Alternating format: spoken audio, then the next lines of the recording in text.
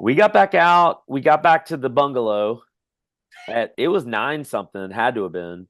Mhm. And Barry was there. I left. Barry gave me a ride and dropped me off Yep. at the trailhead. I did Rim2River.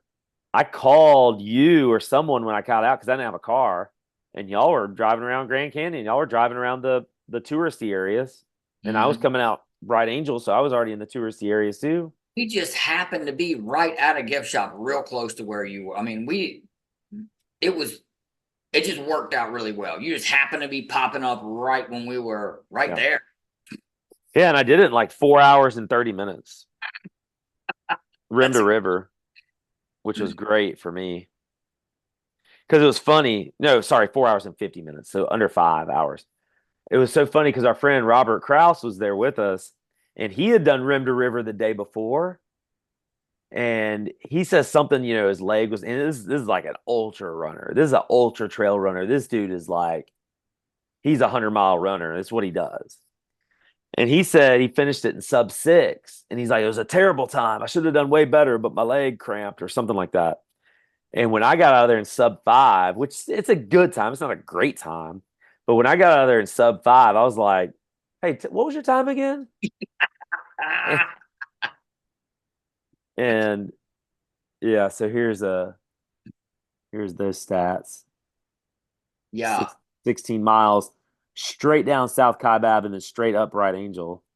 man. Did it averaging 1804 per mile. You were running on the way down, apparently. Yeah, I mean some of it I was. Yeah, I know I was some of it, not all of it. But Because there's a lot of real slow spots coming back up. Yeah. Yeah. this is at the very bottom of South Kaibab. The last mile and a half of South Kaibab is super smooth and runnable. Wearing my Grand Canyon sunglasses. Hmm. I still got my pair somewhere at the house. Yeah, I still got mine. We had to we had to buy we had to buy these sunglasses. The only ones really that there were. There was like, and because I forgot my sunglasses, you forgot your sunglasses. Matching sunglasses at a truck stop. I had to stop for a mule train. Man, that's awesome. And this is my favorite sign at the Grand Canyon. I always take a picture of that sign. What does it say? It's like coming up at, wait, going down is what's it? Read it. I can't see it. You can't see it? Sorry. Caution. Down is optional. Up is mandatory. There you go. Love that. That's at the 1.5 mile. No, that's at the 3 mile rest house coming Would up you Bright say the Angel. 3 mile rest house is really like at 4 miles? No. No. Well, it sure feels like it. Um no. So this was Rim2River, the path, Mm. you know. Anyway, so that was day um oh yeah, here are my times. Man, my times coming up Bright Angel were unbelievable. I only had my last few miles were over 20, but barely. But those are those last few miles, those mile splits Oh yeah. coming straight uphill Straight with up. no poles. I forgot my poles. And it's the very next day after we did 20 miles Yep. in South Bass. So that was pretty cool. Then we met up with the group that night, and I love this. Mhm. Met up with the group that night, had pizza, had had a That's right. Yeah. cool Jose. little time. Let me yeah, what do you remember about before we um before we did the hike the next day? What do you remember about kind of all that? Man, I was just so brand new to. I was just, I had no expectations. I didn't know what was gonna, what was going on. But I did start listening to some conversation, and I'm like, I think I'm the only one here that hasn't done stuff like this before. Jose's sister-in-law, though, hadn't, right? And Barry hadn't. Was that Barry's first time? Sure was. Yeah. Yeah. So what? I mean, did that make you nervous or? It did a little bit. I was like, man, I don't know. What am I doing? I'm out here with people that know what they're doing, and I don't know what I'm. That's the kind of stuff that was going through my mind. Like, I wasn't gonna not go, but I was second guessing, like, what am I doing here? You know what I mean? Oh man. But there, I mean, there was a lot of us that had never done it. You had done the Virginia Triple Crown Loop Yeah. just right before that. So we got someone joining us. What? How I dare just I just sent this over to Eric. Um, see if dude, he what's up? Bros. what's up, man? We were I just get a text that reliving. says jump on a Zoom. I'm like, okay, where? When? Let's go. We were just reliving some Grand Canyon. Oh man, I still feel the pain and struggle from that one. I think I'm still dehydrated from that hike. I was telling Brian when we were eating pizza, I was listening to everybody. I'm like, oh man, I'm out of my league. What am I doing with these people? What am I doing here? No, man. You're in better shape than I was. Yeah, and you know, Rob, you had done 20 miles, 2 days prior to that. Yeah. So Eric, we just got done talking about the R3 alternate Yeah. that I attempted. And then I did rim to river to rim the next day. And then the day after that is when our group did attempt we couldn't do R3. We already knew we couldn't do R3 because the North Rim was closed. The North Rim North Kaibab Yeah. Trail was closed. But just man, your thoughts, your memories of that hike. One of the best times, it sounds kind of weird maybe, but one of the best times I had on the hike was when we got as far as we could go. The barrier was up and no, the snow had impacted there was like a rock fall or whatever on North Kebab Trail. We turn around and it's getting hot through the box, and we started running at some point, and that was like one of my favorite parts of that hike was just the like 6 mile an hour trot down the hill, kind of. It was like like a very gradual slope. I love that part. And just seeing it from the different angle going back towards the river, that was really cool. The rest of it sucked. Come on, man. No, So that's a real no, good memory for me too. Running like after we turned around and we were all yeah. running, like when we were all on the same page and we were just spaced just enough and it was just Yep, I was taking video and trying not to fall off the cliff into the into the water. Yeah, that there right it there, is. man. Yeah, Sick. Yep, that was awesome. just a nice little trot. That's right. So, what are you guys up to right now? What are you doing? Just chatting? Just Yeah, hanging out. we're doing a kind of like a little podcast, video cast thing. I'm gonna throw up. We've already been talking Cool. for what, an hour and a half. Probably at Well, least. dude, I gotta tell you, good timing because you probably saw my post, but I am in the end of February, the last 2 weekends of February. I'm applying for JMT, John Muir Trail permits, which is a Yeah. lottery, and I'm putting out positive energy that I'm going to get 15 permits 15 slots on my permit, and we're going to do it all over again. It'll be like Tahoe, except 50 miles longer. Yeah, so I want to do so I think I did a video with you talking about Tahoe, didn't I? Yeah, a while back, like Yeah, a 22, while back. probably 2022. Yeah, so you did the Lake Tahoe Rim Trail, and Yep, Tahoe Rim that Trail. was 22. You did the Grand Canyon hike in 23, and you're gonna attempt the John Muir Trail, the whole thing in 24. I can't do that. I can't be gone And that long. But don't forget the Timberline Trail. We did that too. that I had to cancel in last second. That sucks. I already blocked that out of my mind. So hold on. Yep. So what happens if you don't get the permits? You just can't do it at all? No, then so I'm applying for north to southbound, which is like it's what everyone wants to do because you start at Yosemite Valley, like right where we started when we hiked Half Dome. up to Subdome, Half Dome. So that's where you start. So you go up there, you can actually get a permit to do Half Dome because this will be August. So same day you go up Half Dome and then you hike another 10 miles up and camp before Tuolumne Meadows. So that'll be the beginning of it. So most people want to do it that way because you're starting at a low elevation and then you it's more gradual. You go from like 800 feet at the valley floor elevation from sea level up to, most of the time you're hovering around 10,000 feet, and then you go up to 14,505, and then back down and out kind of at the very end. The other alternative is if we can't get it, you can cut it kind of short and start at a different location.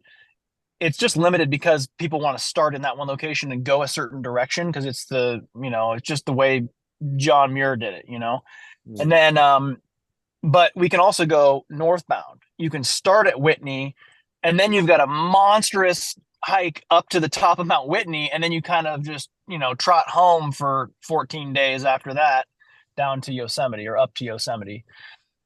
So I'm okay with either. It's like the most iconic, some of the most beautiful mountain scenery you've ever seen, and that's why it's so hard to get permits for it. So I'm gonna give it a shot. And if all of that falls to shit, guess what I'm gonna do? Find another hike because there's so many hikes to do, man. Sure. So if you don't get north to southbound, yeah, is like there another lottery to try to get northbound, or it's all the same lottery? If we don't get north to south, we'll do south to north. And there's another thing which would be too risky for a big group, but there are people who don't show up to use their permits. Or you can apply like same week to get like the residual permits issued. So I probably won't do that because that's people will be traveling to get there and stuff like that. So, but yeah, we'll probably try south to north. And then if all of that falls through, we'll see if there's a segment we can do of it because it's 222 miles at the end of the day. Yeah. So I don't have to do the whole thing. It just I'd like to. I want to talk about Grand Canyon while I got you. I don't know how much time you have. So yeah. So this is now we come in on day 1. Day 2, we attempt R3 alt. Day 3, Rob took the day off. You came in on our day 3, which was your day 1 that afternoon, that evening. And I did Rim2River2Rim that day. And then now day 4. You sure did that river, didn't you? Well, I swam across the river on day 2. I'm sure you guys talked about that already at length. We already talked about that at length. And so now I'm on our day, me and Rob's day 4. This is your day 2. And we get up super early. We're going to attack the Grand Canyon. We're going to start at South Kaibab Trailhead, going down, cross the river, go through Phantom Ranch, and go all the way as far as we can go up North Kaibab, which was Cottonwood. And Cottonwood is a good 4 or 5 miles south of the North Rim. So unfortunately, we really couldn't get all 10 miles short. Yeah. Yeah. Couldn't do R3, but we went to Cottonwood, like you said, on our way back. At this point, it's like almost like, what do we got to lose? We're halfway done with the hike, basically. So we're coming back. It's the hottest part of the day. That video I just showed, that was at 1:28 p.m. So literally the hottest part of the day, running kind of almost to the box, almost running through the box. And it wasn't crazy hot, but it was pretty hot. Yeah. Come back, go back through Phantom Ranch, and then we go up Bright Angel, up and out. And I know I finished just barely ahead of Rob, and then you guys came in only about 15 minutes behind us. So, I mean, we were all kind of like right there. So I'll also say right after the river, another big challenge was you get done running through the box, you cross the river, and you're looking up at the rim, and you're like, oh my God, it's totally different looking up at it because Oh you yeah. realize how far you actually are away from the starting point or the finish point in this case. And you go across the river, and what is it? Uphill, deep sand. Deep You're yeah. sand. Yeah. The river Remember trail. that? Like I feel Yeah. like it's a mile of walking uphill in loose sand, and you're just like, Slight oh yeah, uphill. It's yeah, basically flat. yeah. Well, to you, to me, it was It's pretty substantial uphill. it's flat. So, We're running alongside the river, or running. yeah, We're hiking alongside the river for about a mile and a half. And it was sand. yeah, It's just beach sand. It's soft, yeah, hot, blazing hot beach sand. yeah, It sucks. yeah. So at some point, there's this big switchback, and I'm way behind you guys. And Brian, you said, "Hey, I bet you can't go up the side of this hill and catch us, up at the top." And Oh man, like that was so dumb for me because my heart rate went up over the 150s. I Like, remember I that. I, I couldn't remember. get it to come down. I couldn't Yep. get the heart rate to come down. I'm That's I'll show same up. thing for most of that hike. For whatever reason, it must have been a combination of dehydration or just I don't know. It must have been some I don't know something. But my heart rate, and Brian, you probably remember this. My heart rate was above 150 for a long time, and you're like, dude, I'm at like 110. You're like chilling, and I'm like about to die. My heart was beating out of my chest for a long time. I couldn't get it to come down, but Yeah. uh, yeah, I know better now at We came out of suck like that on real salt. grassy area where there was a water fountain and we were filling up with water. And I remember you talking about your heart rate was really high right there. Yeah, and that's where we saw the first sign that yeah, there's a sign that looks like that where there's vomit coming out of somebody's mouth. There's like Oh, an actual sign that Parks and Rec or whatever put up yeah. that it shows a stick figure of a human with like lines coming out of their mouth. It was a heat I'll find that. I'll exhaustion find that in sign. a minute, but I want to show a couple of. Oh, So 100%. that's the river trail, and that's your shadow, if you can tell, Eric. Oh yeah, yeah, And that's looking back at the Silver Bridge that we had just yeah. crossed. But yeah, man. I Man, mean, any. Go ahead. I was gonna say, Timberline also, when you get a chance, was 44 miles in 24 hours, and so equivalent mileage to R3, and it took us 24 hours to do it, starting at 2:30 a.m. and finishing at 2:30 a.m. Yeah, without stopping. yeah. And but really, really pretty. And but at the end, like when you're hiking 8 hours in the dark, cumulatively, give or take, and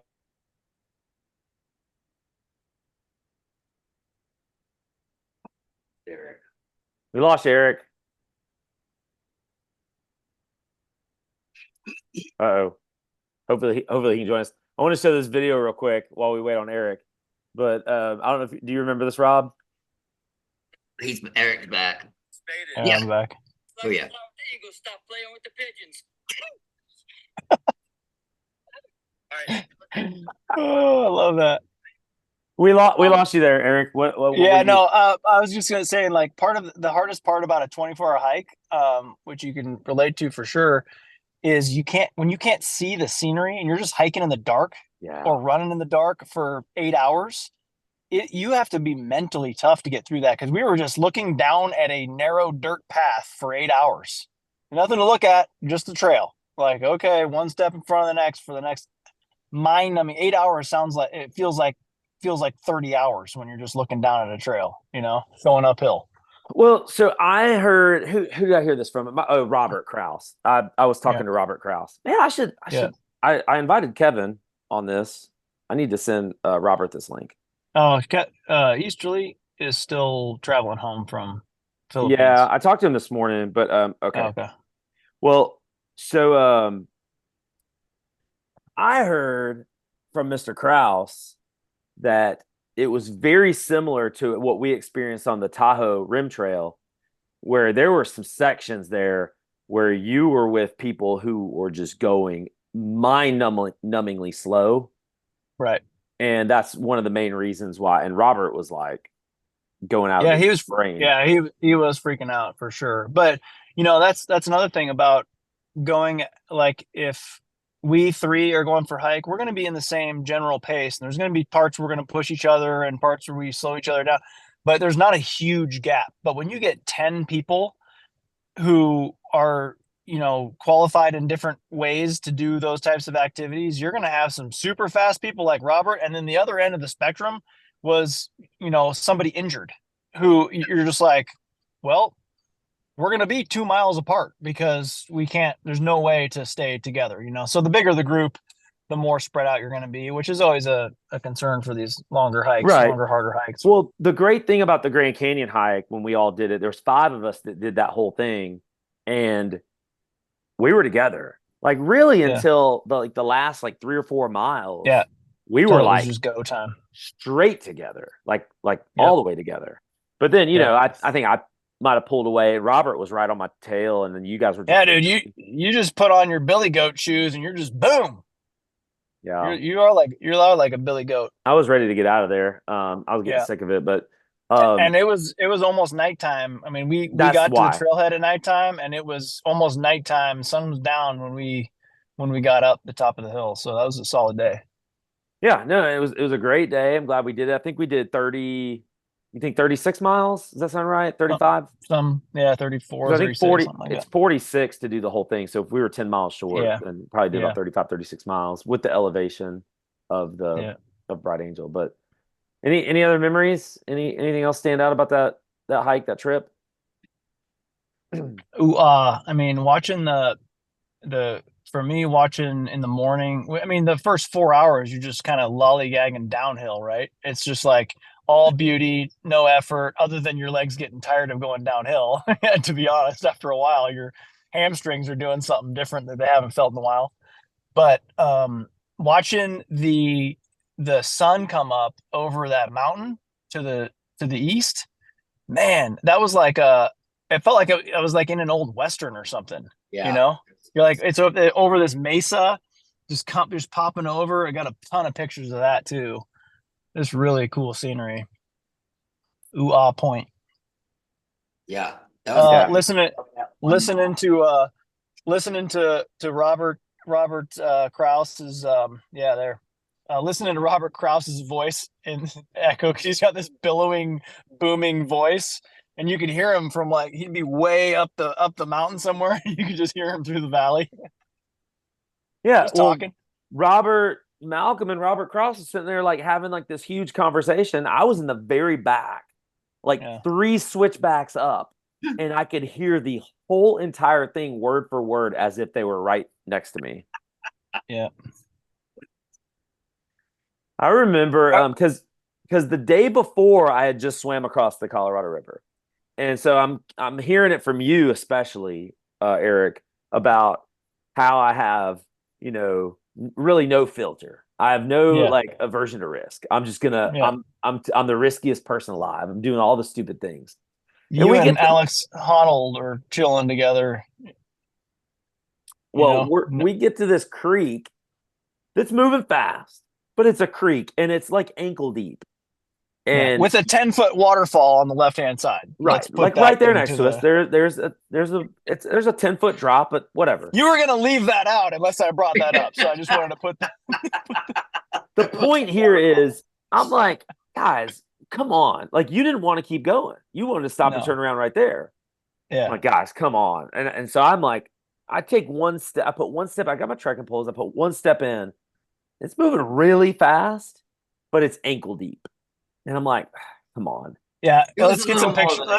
I was gonna say, let's get some pictures of that, because it was at least knee deep. It was a good bit more than knee deep. No way. It was Hey, Rob, we've got video of this, so we know there is proof. There's evidence. It was at least knee deep. It was 100% more than ankle deep. Yeah, definitely. Yep. I don't have it because I was doing it. Oh, I'll send it to you afterwards. I videoed you because I was gonna laugh as you went over the waterfall. Yeah, there was a whole group of kids sitting there going, "These guys are maniacs." Yeah. Everyone else just turned Um, around. We'll put it that way. Anyway, yeah, there was a whole group. They were going to turn around.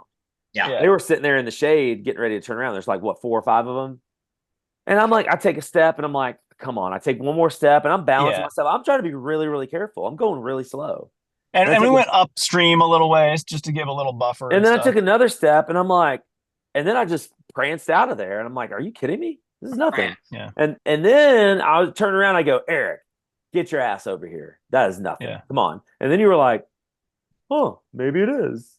It felt good too, to be honest. It was like cooling my feet down was so needed at that point. And then we got to this point. Oh man. Yep. How close. It's the bummer of the day. But I took had my smiley face on. But yeah, man, that's the one. I guess that's the one big memory is you kept telling me that, I'll take any risk. I'll do anything. Somebody's got to be there to pick up the pieces, man. Yeah. So I was telling Robert earlier when we were on here, it's like when I'm with somebody, I act as if we're going. I'm doing this. And I wait to hear what they say. If they say, all right, then I know that's my filter. That's my buffer. I'm like, all right, well, if they just said, all right, then let's go. Now, if they push back, then I'll pause. Then I'll You'll stop. think for a second. So You'll you were think, and really then you'll with still the go. You were with the wrong person when you went swimming across the Colorado River because Yeah, well, I made it. say no. I was not going to say no. If I was with you on that, I would have wrestled you to the ground before letting you get in that water. It was so bad. It was so scary watching Brian disappear. Brian, I was scared for your life. When you got swept away, I was like, he's gone. I'm going to get out of this canyon by myself. It's fine. The water was, a brisk 45 degrees. No big deal. I think it was colder than that. I really do. Because I was swimming in 40-degree water in the lake at home, the lake here, and it was colder than that. And I was in a wetsuit, sleeveless. Yeah. Man. Hey, I got to run. I got to pick up my son, but good talking to you guys. Eric, See you, it was man. good to see you, bro. Thanks for jumping on. Awesome seeing you. Yep. Dude. We'll see you soon. All right, so that's day 4. Do we want to talk about day 5 or we want to go and cut this off? No, go ahead. Let's talk about day 5 real quick. Wait. Okay. First of all, coming out of the Grand Canyon. Okay. I had some water, and I can remember you saying, hey, see these rocks right here where it turns from like a red to a white almost. Right now I can, I see, you're like, that's pretty much the marker for 1 mile is what you told me. 1 mile deep. Not 1 mile. That's where I'm going. Oh, wait. No, it's 1 mile on trail, but you're going uphill, so it just feels like it takes forever. So I am getting real close, what I think, to that, because I'm trying to say, how long is it going to take me to get out of here? I was running. I was doing a lot of running coming out of there. I wanted to catch you. But I remember seeing this old guy and this old lady, and they're sitting on this little bench, and they looked like they were about to die. I was like, y'all have any water? No. And I'm like, well, here you go. And I gave them one of my waters. I had one left, and I get, I don't know, half up. And I found another person, no water. Think about this, just sitting there. They can't get up and they have no water. I gave this young guy my last water. I came out of that 3/4 of a mile with no water, or no jugs to put it in. You're coming up Bright Angel. Yeah. Those people took nothing down there with them to come back out with, man. I mean, crazy. No jug or anything, not even a bottle. So day 1's a travel day. Day 2 is South Bass. Day 3, I did Rim2River to Rim. Day 4, we did this. We did our attempt at R3 with the group. Day 5, I guess we came back on day 6. Day 5, we have a day. What are we going to do in this day? Well, if I remember right, we're going to drive to a hotel closer to the airport where we can rest. That was the plan. That was the plan until, well, I wish I had my camera to pull up and show you, like, Here's how I remember this. We're headed to the hotel to get some rest. Hey man, let's go climb that mountain. I'm like, what mountain? There's only one on the whole horizon. It's like, so I'm in the pic. I take a picture. Yeah, awesome. I take a picture of this mountain and I text it to my wife and like, this maniac is about to make me climb this mountain. And she's like, what mountain? I'm like, the only one in the picture. This mountain. It's 100 miles off in the distance. It's massive. Yeah. It was snow covered Mm. on And May 13th. and snow wing. Yeah.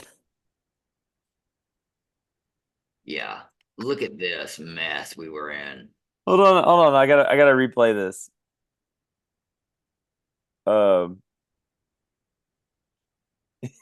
Here we go. Chest deep in a hole. It fell straight down. Hold on, I don't even know if did it catch it? Did you see it? I gotta try to hit play. Whoop. Yeah. And Wait. it's snowing on us.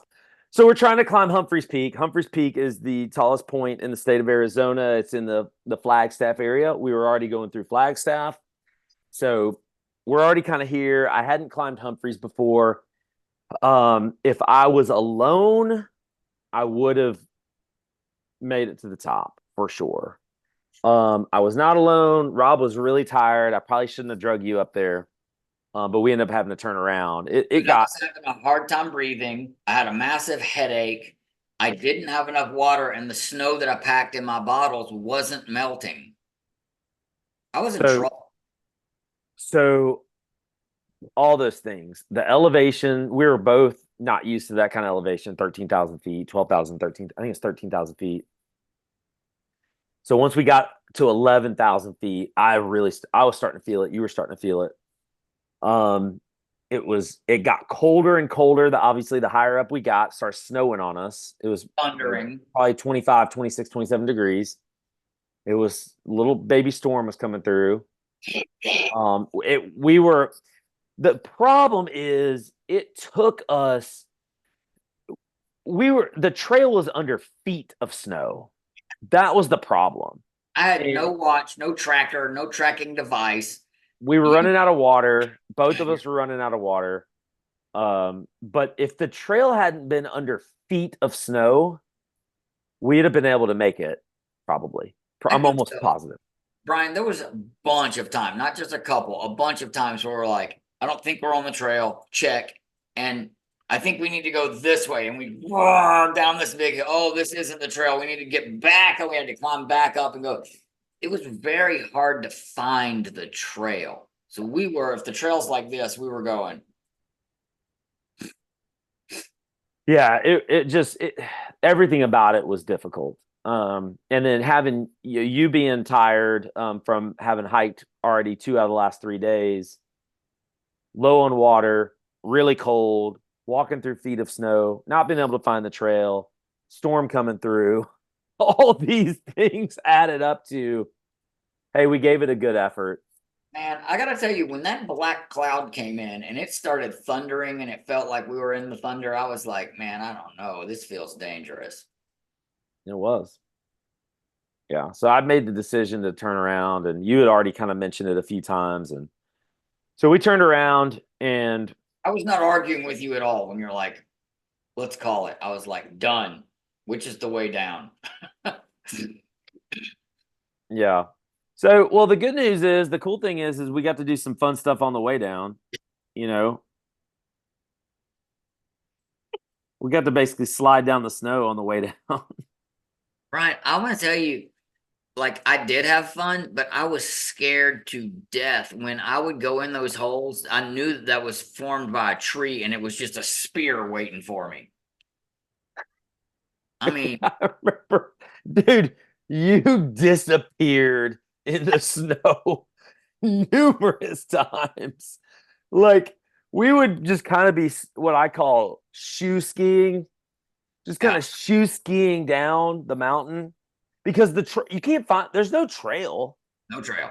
The trail is under feet of snow, and we're not going to sit here and try to switch back our way. We're just going to go straight down, and that's what most people actually do.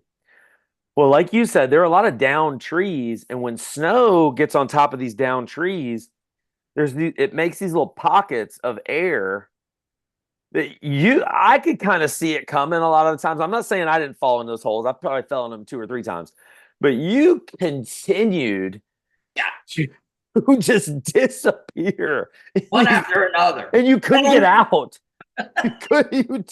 So bad.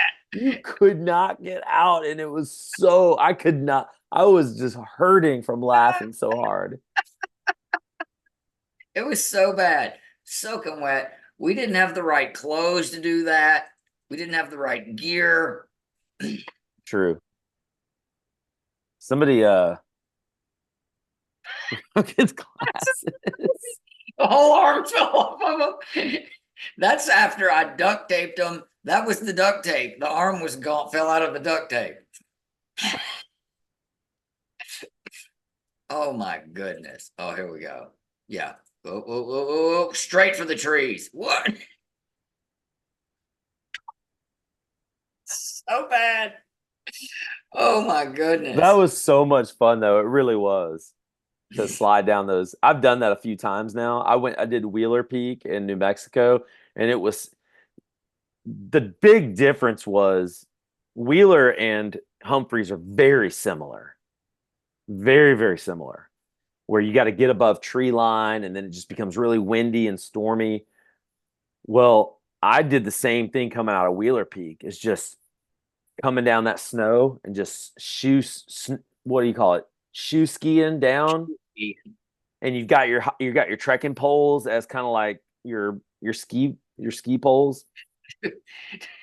You want to know a feeling of defeat is when you're shoe skiing and you hit a hole and your trekking pole flies backwards. So not only are you in this hole, but you climb out and have to go 20 feet back up the mountain to get your trekking pole. Oh, that was so defeating. Well, you're coming down these hills. You're on your feet, okay? We're sliding on our feet. And then all of a sudden you kind of like stumble on something and it's a downed tree, which you couldn't even really see. And you just go face first into like a air pocket, and you're just buried in the snow. And it's just hysterical. I mean, obviously we don't want to get hurt because, like you said, if there's a down tree, there's limbs that are sticking up, and a couple of times came really close to getting speared with one of those things. But aside from that, it was just hysterical, and it was fun. And we got out of there, and we flew back home the next day, and that was our Grand Canyon trip. Dude, when we got to the hotel we were staying at, my poles were so rusted together they wouldn't unscrew. I just threw them in the garbage can, didn't even try to pack them and bring them home. I remember that. Man. I don't even remember what hotel did we stay in. In Phoenix, I guess. It was in Phoenix. It was like a King's Inn or something. We just needed to get like a night's sleep and wake up early the next morning and hop on a plane. Man, I was tired. I'll tell you what, that being up, wherever we made it, what do you think we made it to, like 11,000 feet on that mountain? Oh yeah, we did. Yeah, that elevation, I don't know if it was a combination of the snowstorm or what, but man, I had this massive headache up there. Yeah. And you had told me that it might come, and I was like, well, I think I can do it. And it started like just a little number, and then, I mean, it was awful. Yeah. But man, that was fun.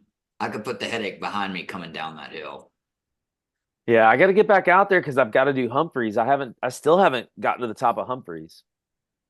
I think if you go one time when it's not snowing, I bet it's not that hard of a hike. No, it's only 4.5 miles up. And it's probably like 4,000 feet or 3,500 feet or something like that. But no, we went in May. There was still a couple feet of snow on the ground. I mean, you remember the ski lifts Yeah, there were still. going? Yeah. So I mean, there was still a lot of snow on the ground up in Flagstaff, and I imagine if you go in the summer, late summer, July, August, September, October, I imagine it'd be pretty easy, rewarding hike. But Be a cool hike. I bet the views up there are awesome when it's not just. We were in a cloud, like the yeah, snow cloud. We were in it. yeah, we were above it, kind of. Well, man, I know we've been on this for a long time. I want to do one more. I want to jump on one more with you. And I did a 100-mile race, and Rob was my crew chief Oh yeah. and a pacer for me, and that's a whole enormous story in its own right. There's some good stories all inside that race. Yeah, for sure. Yeah, man. Well, cool, dude. I appreciate you joining me. I appreciate you reliving some of this because there are so many I mean, life, I mean, doing stuff with you is just hilarious anyway. So it was a really good experience. And it was Good, great. fun. I can't. It's a year later. I'm still talking about it. Anybody that'll listen. It was so much fun for me. Yeah. I really wanted my family to, get out and do a little exercise so that we could all do it together. But I think I called that trip off. I don't think they were as excited about going to the river and back as I was. Yeah. It's good. I mean, I feel like it's kind of a once in a lifetime thing, Yeah. in a way. I've been fortunate enough to go out there. I went out there.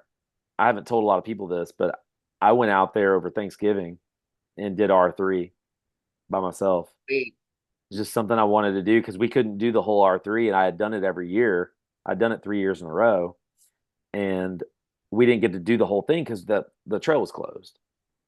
So I want to get out there and do it what this was year. the weather like in November? It's cold, man. Yeah. It was cold in the canyon. Like I was surprised. It was kind of the same up on the rim. It was about 30 degrees in the morning when I got started, which is what it is in May when I usually go. But the difference was in the canyon. The high in the canyon was only like 50. Wow. Yeah. So if you're in the shade, I mean, it was cold in the shade. You're out there in the sun. It got warm. When I started going up North Rim, it got pretty hot. And obviously, you're sweating a lot more going uphill. When I started going up North Rim, I mean, it was hot. Felt hot, even though it was only like 50. But it kept getting colder and colder as you went up. Mm. But coming back down, I mean, it was chilly. Wow. Huh. I wouldn't have imagined that. I mean, it's late November. You know what? When Eric said like one of his favorite memories was us running back, that to me the same. Like we were in we were all spaced about just 20 feet apart, and then we were running at the same pace. We were all in the same mindset, I guess, and we had pretty much stopped talking stories with each other. It was just that was fun. That was real fun. And you can't do that stuff when you're with people who aren't at least in decent shape, Yeah. I've gone on some hikes, and Eric is awesome. And I've been on a few. I think we alluded to it a second ago. Like we hiked at Yosemite and did Subdome. We couldn't get up Half Dome because it was in February. We went in February. Talk about snow on the ground. That was nuts. That's a whole story. Yeah. And so me and him, we just did that, just the two of us, and we made really good time. It was a lot of fun.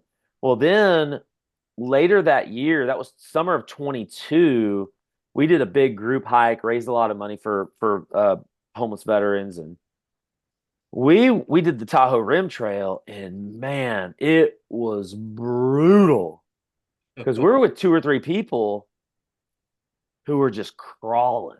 They were just going I think at one point we were going less than a mile an hour. Wow. Yeah. And it's just like mentally that was very difficult to do. And here's what really kind of hurt us mentally is they would do a full day with us, and we'd only get, I mean, when I say full day, I'm talking like we'd go 16 hours, 17 hours hiking, but we only made it 17 or 18 miles. Yeah. Then they are so tired, they take a day off. They come off trail, go get in a hotel. We're able to go about 30 miles in a day on our own. And then they come back with us the next day after that. And it's like, we're back to a mile an hour. And it's like, Yeah. geez. So Yeah. that was tough. And then they did the Timberline Trail up in Oregon last August. Same thing. They're with people who are just crawling. And I can't do that. So when you're with a group of people like we were, we're all in decent shape and we want to, hey, let's jog. I think you led that for a little while. I got out front, and then there was this little gray bridge. And I can remember I got to the other side of that bridge and I made some videos of all, because y'all came around the corner. It was like pop, pop.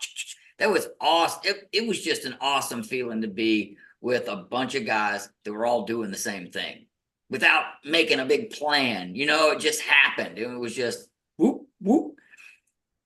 Yeah, I was saying to myself, running through the box, mother.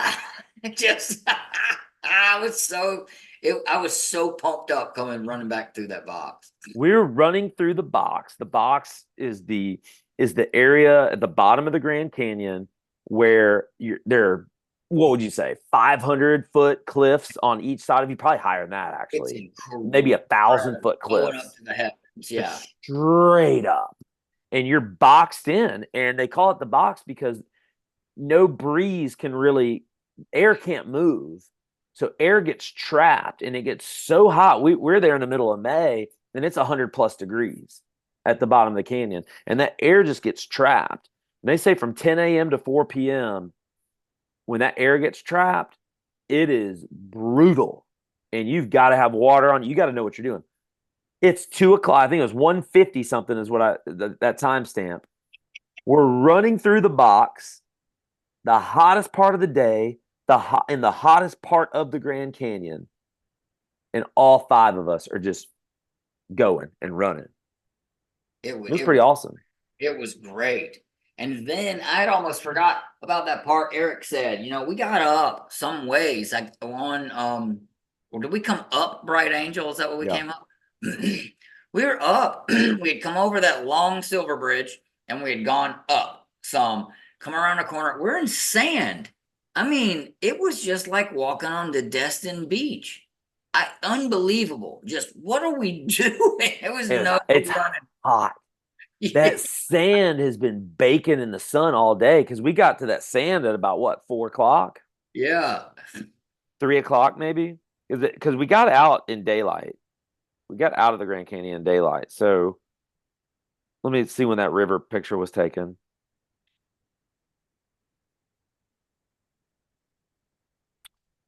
Yes, 3 o'clock. It was 3:15 p.m. So I don't know. Let me try to zoom in on this. Yeah. No, you can't really see it in that picture. But the trail, so when you get, and y'all are sitting there talking about going uphill, it was flat. Okay, there was some maybe rollers, but it was flat. Come up a hill, and it come around this corner, and it's just like, where'd all this sand come from? Yeah, it wasn't on a hill. We had come up, and then it was flat. Yeah. So we get across the Silver Bridge, and really, there's sand the whole way. And yeah, it gets thicker in certain places for sure. But as soon as you get off that Silver Bridge and hit the river trail, it's about roughly 1.5 miles from the start of the river. Well, from the Silver Bridge to the River Rest House, which is the start of Bright Angel. It's probably roughly 1.5 miles, a little over a mile. And it's mostly sand, that whole trail. And that's mostly flat too. Yeah, there's some rollers. But it's mostly flat too, because you're running right along. You're up above the river and you're just going alongside the river the whole way. And yeah, that sand is so hot. I mean, it's the hottest sand I've ever felt anywhere. You could feel it coming through your shoes. Mm-hmm. But yeah, I've done that so many times though. I've hit that river trail probably 8 or 9, 10 times. So Barry almost died out there. No. What do you mean by that? He said He said he thought he was gonna die. He said, I didn't think I was gonna make it out of there. Yeah, so we started there was 5 of us that did the whole distance. Yeah. There was, what do you think, 3? Were there There's 8 of us? There was 8 of us. So 3 of them, So Barry and Kevin and the Vanessa. Vanessa. They came down South Kaibab with us. They crossed over the Black Bridge, the wooden bridge, and into Bright Angel Camp with us. Mhm. And we split from there. They took the river, they went over the Silver Bridge, took the river trail, and then went up Bright Angel. They just did Rim2River. We went on North Kaibab through Phantom Ranch all the way through all the way to Cottonwood and back. And then up Bright Angel. Phantom Ranch was a cool place to stop. Yeah. And we got some lemonade. A lot of us did. Mm-hmm. Yeah. Yeah, man, this was a good call. I appreciate you having me on here with you. Yeah, man. It's good to relive this. It's good to have it on documented, you know? It really is. It's fun to relive it too. It's been almost a year. Yeah. Yeah, it was awesome. Awesome trip. Cool, man. Appreciate you joining me. Let's jump on here again in like a week or so. I want to talk about the Pinhoti 100. I'll try to get Jana and maybe Keith to join us. What's his name? Keith Rutherford. Oh, who's Beefcake? Not beefcake. What is it? Beef stick? No. Is it beefcake? I think it's No. Beefcake.